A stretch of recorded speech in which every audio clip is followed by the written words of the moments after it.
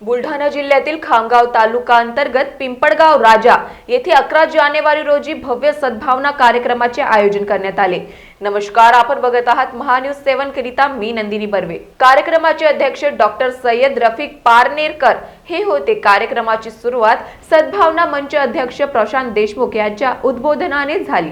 त्यांनी सांगितले की आमचे गाव हिंदू मुस्लिम एकतेचे जिवंत प्रतीक आहे। उपस्थित नागरिकांनी त्यांना जोरदार टाळ्यांच्या गजराने प्रतिसाद दिला। आदिवासी समाजाचे प्रतिनिधी यांनी इस्लाम हा समानतेचा धर्म असल्याचे स्पष्ट केले। मुख्य पाहुणे गोवर्धन सिंग जळगावखा यांनी देशातील नफरत आणि ऐक्यविषयक वर्तमान परिस्थितीवर प्रकाश टाकला। त्यांनी सांगितले की देशातील सर्व धर्माचे सैनिक सीमेवर एकत्र राष्ट्रसेवा करीत आहे। नफरत हा देशाची ओळख होऊ शकत नाही। पिंपळगाव राजा ठाणेदार भागवत मुडीक आणि धर्मकीर्तनकार महाराज सावंत यांनी समाज एकतेचा संदेश दिला। जातपात किंवा धर्माच्या आधारावर भेदभाव न करता राष्ट्रीय हितासाठी सर्वांनी एकत्रित येणे आवश्यक असल्याचे अधोरेखित केले आहे। कार्यक्रमाचे संचालन सोहेल फुरकान यांनी केले तर आभार मोहम्मद जियाउल्ला यांनी केले। जमाते इस्लामी हिंद जिल्ह्यातील पदाधिकारी आणि पिंपळगाव राजा परिसरातील बहुजन समाज बांधव मोठ्या संख्येने यावेळी उपस्थित होते। आणि म्हणून या देशात माणुसकीला प्राधान्य देणारे सगळे आमचे आहेत। ज्यांनी ज्यांनी माणुसकी शिकवली, बंधुभाव शिकवला, एकोपा शिकवला, समता शिकवली, माणुसकीचा विचार जनतेत नेला, ते सगळे आमच्या माणुसकीच्या धर्माचे लोक आहेत। आम्ही त्यांचा वारसा पुढे चालवणार आहोत। आम्हाला विषमता मान्य नाही, जातीभेद मान्य नाही, अस्पृश्यता मान्य नाही, गैरबराबरी मान्य नाही। आणि मी त्या सूफींना धन्यवाद देतो, बरं झालं या देशात आले, अन्यथा आम्हाला तर वाटायचं अस्पृश्यता कोण्यातरी देवाने जन्माला घातली। बरं झालं सूफी या देशात आले, ज्यांनी आम्हाला माणुसकीचा, सलोख्याचा, सदाचाराचा, माणुसकीचा विचार ठेवला। आणि म्हणून एकनाथ महाराजांचे गुरु जनार्दन स्वामी होते आणि जनार्दन स्वामींचे गुरु चांद बोधले होते, मुस्लिम होते, मुस्लिम।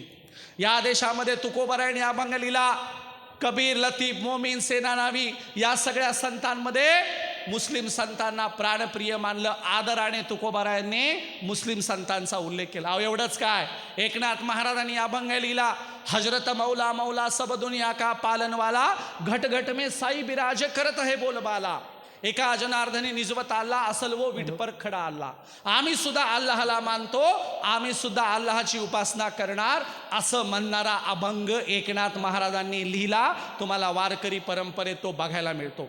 तुकोबराय सुद्धा म्हणाले, अल्लाह देवे अल्लाह दिलावे, अल्लाह दारू अल्लाह खिलावे, अल्लाह बगर कुछ ना होय, अल्लाह करे सोही होय। एक निर्गुण ईश्वर असतो, त्याच्याशिवाय झाडाचं पानही हलत नाही, असं म्हणणारे तुकोबराय एकनाथ महाराज होते। आणि म्हणून ही परंपरा आमची आहे। अहो गुरु नानक भारत जगभरात फिरले आणि गुरु नानक देवजींचे जे मित्र होते ते मर्दाना नावाचे मुस्लिम होते। आणि म्हणून भारतातले एकमेव नॉन मुस्लिम असे गुरु नानक देवजी आहेत, जे काब्याला गेले होते, काब्याचं दर्शन करून आले होते। काब्यामध्ये जाणारे एकमेव भारतीय गुरु नानक देवजी आहेत। म्हणून आमची सलोख्याची, बंधुभावाची, एकात्मतेची परंपरा आहे, जिच्याबद्दल कितीही सांगितलं तरी कमीच आहे। आम्ही ही एकोप्याची, सलोख्याची परंपरा तुटू द्यायची नाही। अलीकडे काय चाललंय, मॉब लिंचिंग सुरू आहे देशात। कुठल्याही गोष्टीवरून कुणालाही टार्गेट करणं चालू आहे। आदिवासी समाजाला टार्गेट करणं चालू आहे, शेड्यूल कास्ट दलित समाजाला टार्गेट करणं चालू आहे, मुस्लिमांच्या विरोधात सगळं वातावरण उभं करणं चालू आहे। ही देशाची अखंडता, एकात्मता आपल्याला बर्बाद होऊ द्यायची नाही, देश तुटू द्यायचा नाही। आणि म्हणून आपण सगळेजण एकत्रित येऊया। थोडंसं मी बाकीच्यांनाही सांगेल की मधल्या काळात आमच्या चुका झाल्या म्हणून हा प्रॉब्लेम झाला आहे। मी नेहमी सांगतो, हर उठा हुआ हाथ दुआ का नहीं होता, हर गिरा हुआ पर्दा हया का नहीं होता, बुझ जाते हैं चिराग अपने हाथों से, हर वक्त दोष हवा का नहीं होता। आम्ही सुफींकडे पाठ केली, सुफींचा वारसा सोडला, सुफी जनतेला सांगणं कमी केलं, म्हणून आमच्यावर हे संकट आलंय असं मी समजतो। एक छोटासा मुद्दा सांगतो आणि समारोपाकडे जाऊया। एक आमचे मौलाना साहेब होते आणि घराकडे जाताना एक बकऱ्याचं पिल्लू घेऊन चालले होते। छोटी बकरी, बकरं होतं छोटंसं। आता मौलाना साहेब बकरं घेऊन घरी जाताना रस्त्यावर त्या चौकात 5-6 जण उन्हाळ पोरं बसले होते। त्यातलं एक जण म्हणला, अरे बकरं लय मस्त, याची पार्टी करून खाऊ। दुसरा म्हणला, मौलाना साहेब देणार नाहीत, लय चेंगुटे आहेत म्हणले, ते कशाचं बकरं आपल्याला देतील। तिसरा म्हणला, माझ्याकडे एक आयडिया आहे म्हणला, एक आयडिया करू, बरोबर बकरं काढू। त्या एक जणाने सगळ्यांच्या कानात सांगितलं, प्रत्येक जण अर्धा किलोमीटरवर 2-2 हाताच्या अंतरावर पुढच्या चौकात प्रत्येक जण जाऊन उभं राहिले. मौलाना साहेब बकरे घेऊन चालले होते. पहिला म्हणाला सलाम वालेकुम मौलाना साहब किधर जा रहे. मौलाना साहब म्हणाले वालेकुम सलाम घर को जा रहे ठीक है लेकिन ये कुत्ता लेके कहाँ जा रहे.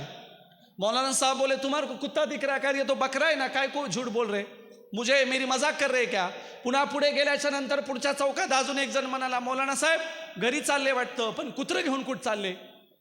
मौलाना साहेब म्हणाले अरे ते बकरं आहे कुत्रं कसं काय म्हणायला लागला. अजून पुढे गेल्याच्या नंतर तिसराही तसंच, चौथाही तसंच, पाचवाही तसंच. मग मौलाना साहेबांच्या पोटामध्ये थोडासा संशय आला, सगळेच्या सगळे कुत्रं कसं काय म्हणतील. एक जण मजाक करेल, 2 जण मजाक करतील, सगळेच कुत्रं म्हणायला लागले. थोडंसं पलीकडे गेल्यावर त्यांनी त्या बकऱ्याचे कान ओढून बघितले, पाय ओढून बघितले, इकडून तिकडून. मला तर बकरं दिसायले पण सगळे काय म्हणताय कुत्रे. त्यांनी गावाच्या बाहेर गेल्यावर ते बकरं दिलं सोडून आणि धून ठोकली घराकडे, नुसतेच पळत गेले. सांगायचा मुद्दा आहे सत्य आमच्या हातात होतं, सत्य आमच्या हातात होतं पण आम्ही त्याला कुत्रं म्हणून सोडून दिलं आणि रिकामेच निघालो सगळीकडे फिरत. आमच्या हातात सत्यही राहिलं नाही, विचारही राहिला नाही, काहीच नाही. आणि म्हणून भारतीय मुस्लिम हे सुनके ईमान लाए वाले मुसलमान है.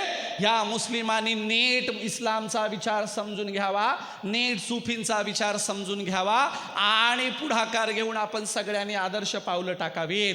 आणि मग जाताना एवढंच सांगेल बुलबुल के पैरों में कभी बाज नहीं होते, कमजोर और बुजदिलों के हाथों में कभी राज नहीं होते, जिन्हें आदत पड़ जाती है झुककर चलने की उनके सरों के ऊपर कभी ताज नहीं होते. आणि म्हणून दुसऱ्यांचा विचार चालू. पैगंबर साहेब म्हणायचे शेजारचा उपाशी झोपू नये म्हणून पळीभर भाजी तरी त्याच्या नावाने टाका. आणि म्हणून शेजाऱ्यांची काळजी घ्यायला शिका, नॉन मुस्लिमांमध्ये जा, चांगला विचार प्रचारित करा, सद्भावना मंचात जास्तीत जास्त सगळ्यांनी सहभागी व्हा. मला बोलण्याची संधी दिली, मला ऐकून घेतलं त्याबद्दल मी तुमचा शतशः आभारी आहे. जाताना एवढंच सांगेल की आता आपण सगळेजण आदर्शपणाने देशाला उभा करू, संविधानाला उभा करू, संविधानाचा विचार जागवू. धन्यवाद. जय भारत. महान्यूज 7 करिता खामगाववरून सचिन पाटील यांची रिपोर्ट. तकलीफ उठने बैठने की नहीं, तकलीफ बवासीर की है. बवासीर फिशर भगंदर पाइलोनियल साइंस का आयुर्वेद तथा आधुनिक लेजर से उपचार. कॉल या विजिट करें www.pilesfistulacure.com.